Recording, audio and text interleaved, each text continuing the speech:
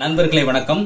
விதை சிகிச்சை seed therapy, அதாவது நம்ம கிச்சன்ல இருக்கிற விதைகளை வச்சு ஒரு சிகிச்சை செய்வது என்பதை பார்க்க போறோம். மிக முக்கியமாக இந்த காலங்களில் பிரீத்திங் ப்ராப்ளம் இருக்கும், மூச்சு விடுதல் சிரமம் இருக்கும்.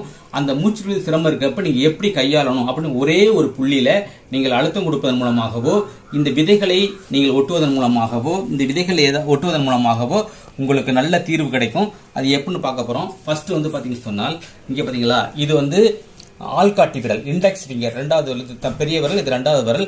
இந்த விரலுடைய கடைசி பகுதியில் இந்த இடத்துல நல்லா அப்படியே அழுத்தம் கொடுத்துருங்க. நல்லா அப்படி அழுத்தம் கொடுத்தாலே போதும், தாங்குற அளவுக்கு அழுத்தம் கொடுத்துருங்க. அல்லது இப்போ இப்படி வச்சு ஜஸ்ட் இப்படி அழுத்தம் கொடுத்தாலே போதுமானது. அப்படி அழுத்தம் கொடுத்துருங்க.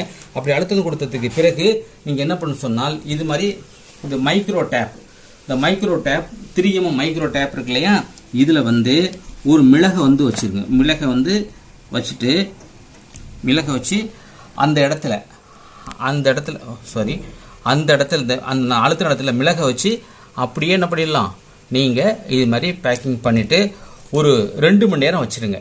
வச்சுட்டு இடையில லைட்டாக அப்படி அழுத்தம் கொடுத்துருங்க.